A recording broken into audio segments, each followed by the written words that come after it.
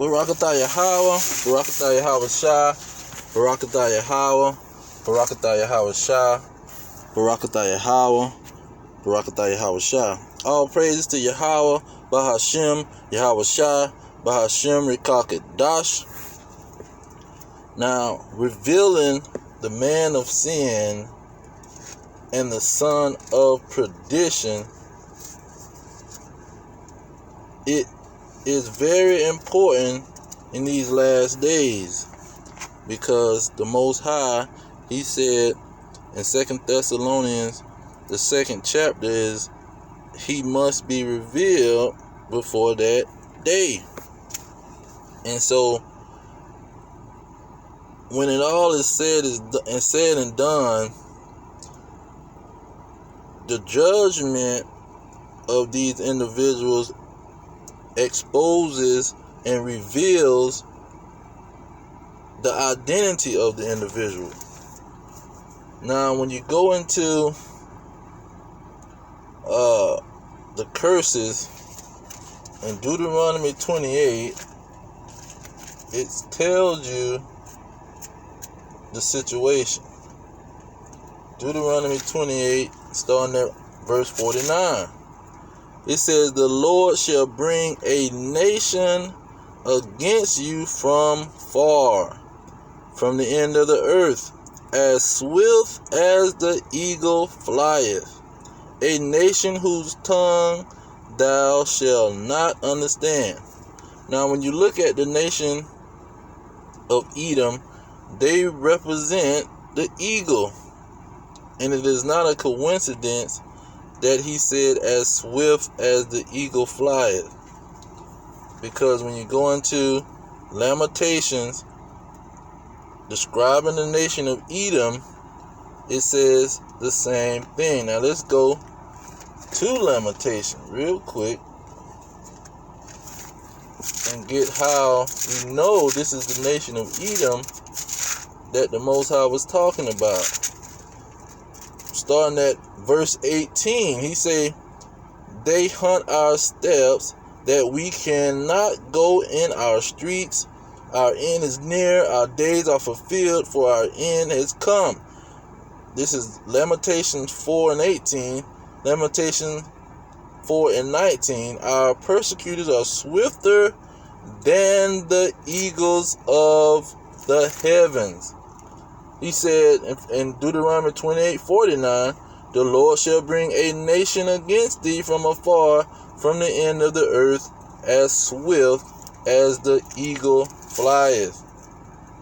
And so this is who he's talking about. Now in Lamentations 4:21, describing who is hunting, who's doing the hunting, and who's doing the persecuting as the swifter than the eagles of the heaven. Verse 21, "Rejoice and be glad, O daughter of Edom." You see? So it exposes who is this nation that the Lord brought from afar, swifter than the eagle, to hunt us down in the streets and to persecute us for disobeying his commandments. Verse 50 of Deuteronomy 28, it says, "A nation of fierce countenance, which shall not regard the person of old, nor show favor to the young." So this nation was going to be a fierce nation. You see? And when you go into Habakkuk, it backs up some of this too, thinking about this eagle, swifter than the eagle flieth. Habakkuk gave a description in the first beginning of Habakkuk. Salaki, let me locate this Habakkuk. Okay, because Habakkuk is another book that's about the Edomites. Now it says in the first chapter of Habakkuk, it say there in verse 8, first chapter of Habakkuk in verse 8, and this is talking about the Edomites. because it sums it up in chapter 3 verse 1. I mean chapter 3 verse 2 of Habakkuk, or Habakkuk, however you want to say it. Now chapter 1 verse 8, it say, their horses are swifter than the leopards, and are more fierce than the evening wolves. See, wolf in sheep clothing. And their horsemen shall spread themselves, and their horsemen shall come from far. They shall fly as the eagle that eateth, that hasten to eat, that hurry to eat. And it's Habakkuk the third chapter, verse 3 say, God came to Teman, because that from Teman is that's something they threw in there to try to twist it up. God came to Teman, because he talks about in verse 16 how he's going to invade with his troops. So he's coming to Teman, not from Teman. And Teman was the son of Esau, a Edomite. Now it tells you how these individuals would operate. In verse 4 and 5, he say, behold, his soul which is lifted up is not upright in him, but the just shall live by his faith. Verse 5, yeah, also, this in Habakkuk chapter 2, verse 4 and 5. Verse 5 says, yeah, also, because he transgressed by wine. See, that's his philosophies and his doctrine that he pushed, his lies that he pushed. Say, he is a proud man, neither keepeth at home, who enlarges his desire as hell, and is as death. See, that's when you go to Revelation chapter 20, it say death and hell were cast into the lake of fire. That's talking about the nation of Edom in Babylon the Great. He say, and cannot be satisfied. This is Habakkuk 2 and 5. And cannot be satisfied, but gathereth unto him all nations, and heap unto him all people. That's what you get, this melting pot of America, Babylon the Great. See, and even all the other 10 kingdoms of the Edomites, you have this thing called immigration, invasion, or they have a problem with immigration, because all the nations are trying to flood into these 10 kingdoms because they're living so rich and on the hog. You see, they got so much wealth that the other nations are trying to immigrate into their nations, into their countries. So they have a major, all these 10 kings that Revelation talks about, and the book of Daniel talk about, these other nations, they say, he gathereth unto him all nations and all people. That's these other nations trying to migrate to the nation of Edom. And verse 12 tells you how they got most of their nation. It's Habakkuk chapter 2 verse 12. Woe to him that buildeth a town with blood, and established a city by iniquity. And so that lets you know that this is the Edomites who came to America and slaughtered the Indians and took their land. The Australia slaughtered the Aborigines, took their land. South Africa slaughtered the South Africans with apartheid and did all types of stuff to them, and went all over Africa, slaughtering people and leaving bones and stuff in the desert of dead bodies, and took their and colonized their land. And now the Africans have to give tribute to these dragons. And so this is how Esau rolled. Now when you go in Obadiah breaks it down the best, because it focuses on Esau, and gives you a more deeper look on what he gonna do to this nation of Edom, and how his judgments is gonna expose him. Like Habakkuk said in Obadiah verse 3, it say, thy pride of thy heart have deceived thee. That's what he said in Habakkuk, that this is a proud man. See, he's very prideful. Now Obadiah 3 says, the pride of your heart have deceived you, you that dwelleth in the clefts of the rocks, whose habitation is high, who said in his heart, who shall bring me down to the ground? And here we go again in verse 4. Though thou exalt thyself as the eagle. You see, there go the eagle again. So you got the eagle identifying who these proud rich people are, whose habitation is high. You got skyscrapers, you got space stations. They live on top of the mountains. When you go to LA, you got big mansions on top of the mountains. And probably all around the world, they live in these high mountains. You see?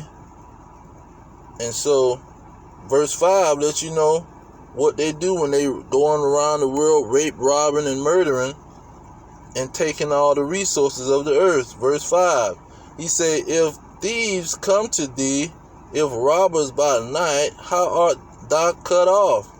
Would they not have stolen till they had enough? Why did he's saying, if they gonna, most thieves will steal until they have enough? But he's saying this in a sarcastic way. These people ain't gonna steal till they had enough. He said, if the great gatherers came to you, would they not leave some grapes? You see? But see, this is not how Esau is. The Edomites, when they come to your land, they gonna rape, rob, and murder and steal everything you got till there's nothing left. When they come and take food and resources, they gonna not leave you nothing. They gonna take everything.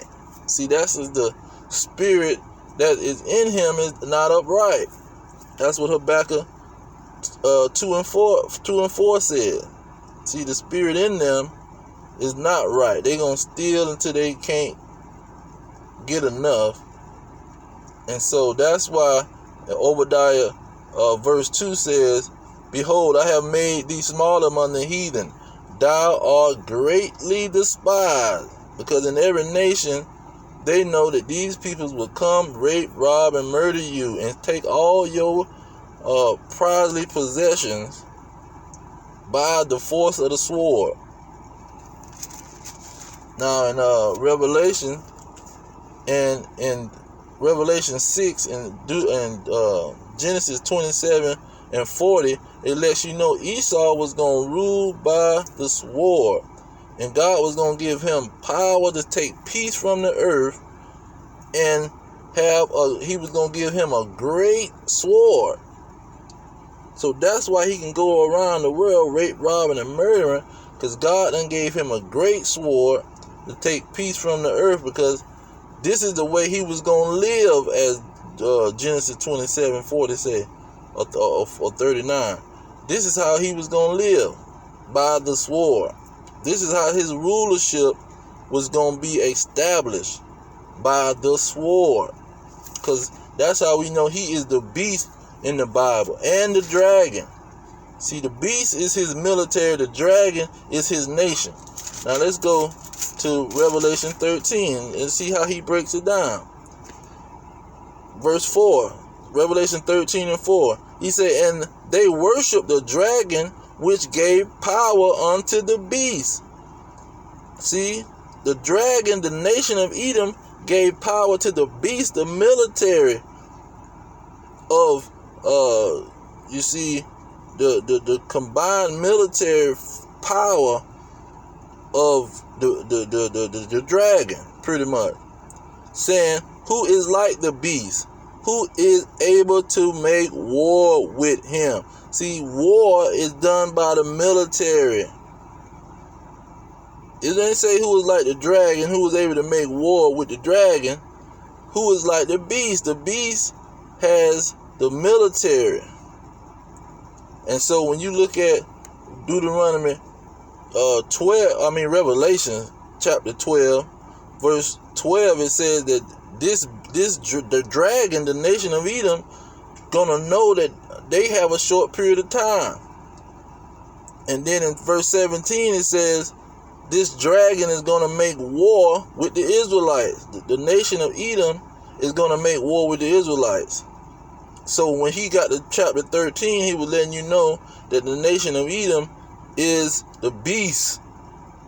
They have a beast. The nation of the dragon, Salaki. The chapter 13 was letting you know the nation of Edom, who is the dragon, gonna have a military that you're gonna have to war with, and you ain't gonna be able to war with because of that great sword that God gave them. And when you go into verse 10, it tells you that this nation or this military led people into captivity and killed people with the sword. Then when you get down to the next verse, let you know that it was another beast, another military, who really did all of the work for the whole nation. The United States of America and Britain, they did all of the work for most of the nation, even though some of the nations joined in, like France and Spain and some of these other places. They helped and was allies to America. But throughout the time, America has been that two-horned beast that had two horns like a lamb and spoke as a dragon. So it's going to speak for the whole nation of Edom, the United States of America and Britain. They're going to be speaking for the whole nation of Edom. And they're going to present themselves like a lamb. These two horns. They're going to act like they innocent in the situation. When they got the military, verse 12 of chapter 13 Revelation, it say he exercised all power of the first beast. See, the first military that they had, that was taken over with Greece and Rome. That's the same operation. That's why I say he whose deadly wound was healed. See, they had got wounded, their military, but that military was revived, and now it's a new military with the United States of America and Britain with 800 military bases all over the world out of the 830 military bases. Then in verse 13, it tells you that this dragon dropped the bomb, the nuclear bomb. He made fire come out of the sky. And all of the nations after that knew not that they could not war with him. And he still got the most nuclear weapons. So most of the nations know that they cannot war with this beast that the whole nation of Edom depends on. So this is who is the ruler of the world. 2nd Ezra 6:9 says Esau is the end of the world. So the end of this world is when Esau has been taken down out of rulership. And it says Jacob is going to rule the world after Esau. So we know everybody has said the same. This is the white man's world.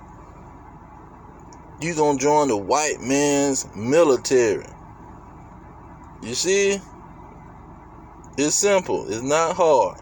And the so-called white men, who is the Edomites, they gonna make war with the Israelites, and that's gonna be the climax, because they know the Israelites was promised the kingdom after them, and the Israelites is gonna rule after them. So what they hope is to keep ruling, is to exterminate them, to get them out of the way. and make war with them. But Daniel 12 say, the dragon, the Michael, gonna stand up for thy children, the children of thy people, he told Daniel. See, Daniel had a people. His people was the tribe of Judah and the 12 tribes of Israel. And so the angel told him that Michael, the archangel, was going to stand up for the children of his people. Not for the whole world. He's standing up for the children of his people, because his people going to be under attack by the rulers of the world. See, by the beast. And so that's why they gonna get spiritual power. That's why the angels, the host of heaven, is gonna come and rescue them. According to Revelation 15, they gonna get the victory and be looking down at the destruction of their enemies, and their enemies gonna be halt. In Revelation 11 and 11. 11, 12, around that area in Revelation. The enemy's gonna watch them be beamed up. And so that's the conclusion of the situation. And so that's the wisdom and the knowledge that these other 2/3 can't understand. They can't get it. God put blinders on them so they can't get it. But I'm going to leave it there. All praises to Yahweh, Ba'ashem, Yahweh Shah, Ba'ashem, Kakadash. Double honors to the elders, pushing the truth worldwide. Peace to the elect, scattered abroad, and in Babylon the Great. Our kingdom is at hand. Shalom.